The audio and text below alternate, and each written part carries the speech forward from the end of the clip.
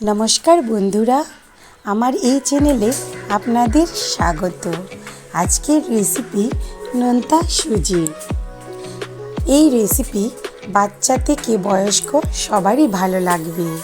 তাহলে চলুন দেখে নেওয়া যাক এই রেসিপিটি। কনকনে ঠান্ডায় সন্ধ্যায় জলখাবারে জমে যাবে এই নোনতা সুজি। তাহলে চলুন দেখে নেওয়া যাক এই রেসিপিটি। নোনতা সুজি বানানোর জন্য প্রথমে আমি এরকম একটি ছোট বাটি দিয়ে সুজি নিয়েছি। এবার সুজিগুলো আমি ভেজে নেব।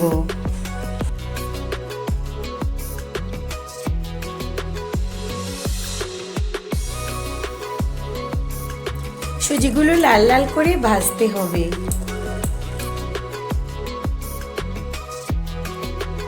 সুজিটা যত লাল লাল করে ভাজবো ততই ঝরঝরে হবে। সুজিগুলো ভাজা হয়ে গেছে। এবার আমি সুজি থেকে কি সুন্দর একটা গন্ধ বেরোচ্ছে। এবার আমি সুজিগুলো নামিয়ে নেব।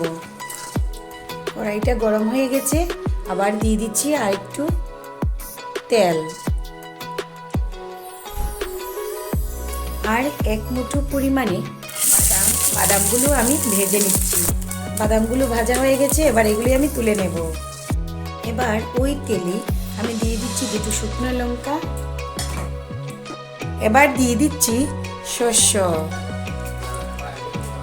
এবার দিয়ে দিচ্ছি গাজর, দিয়ে দিচ্ছি আলু। এবার দিয়ে দিচ্ছি কেটে রাখা ক্যাপসিকাম। সবজিগুলোকে আমি ভালো করে নাড়াচাড়া করে নেব। আমি এই সবজিগুলোই নিয়েছি। আপনারা আপনাদের পছন্দ মতো সবজি নিতে পারেন। এখানে সামান্য নুন দিয়ে দিচ্ছি। এখানে একটা জিনিস দিতে আমি ভুলে গিয়েছি, আমি এক্ষুনি দিয়ে দিচ্ছি। আমি এখানে কারি পাতা দিয়ে দিচ্ছি। এবার আমি টমেটো দিয়ে দিচ্ছি। আমি এই রেসিপিটি সম্পূর্ণ নিরামিষ পদ্ধতিতেই করছি। এখানে আমিষের ছোঁয়াও নেই। স্কুলের কালারের জন্য আমি সামান্য একটু এখানে হলুদ গুঁড়ো দিয়ে দিচ্ছি। দিয়ে দিচ্ছি গ্রেট করে রাখা আদা। ভেজে রাখা সুজিগুলো আমি এখানে দিয়ে দিচ্ছি। এবার ভেজিটেবলগুলোকে আমি সুজির সঙ্গে ভালো করে মিক্স করে নেব।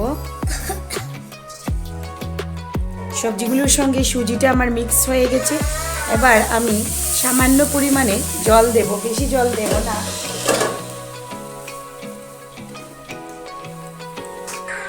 জলটা আস্তে আস্তেই দেব, যাতে আমার সুজিগুলো দলা পেকে না যায়। এবার আমি গ্যাসের ফ্লেমটা একদম লো করে দেব আর 5 মিনিটের মতো ঢাকা দিয়ে দেব। এবার আমি আবারও একটু জল দিয়ে দিচ্ছি। দিয়ে আমি ঢাকা দিয়ে দেব কিছু সময়ের জন্য।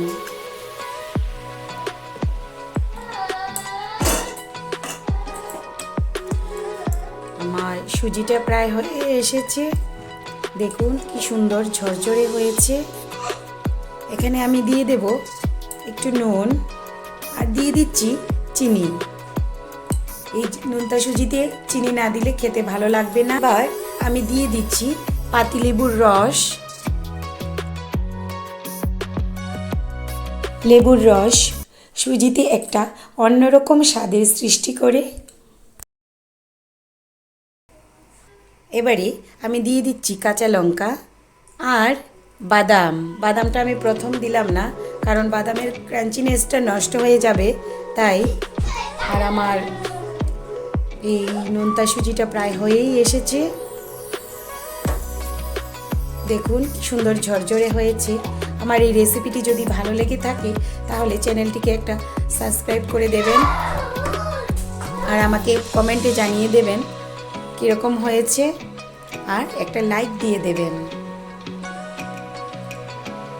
আজকের মতো এ পর্যন্তই। দেখা হচ্ছে পরবর্তী ভিডিওতে। সবাই ভালো থাকবেন।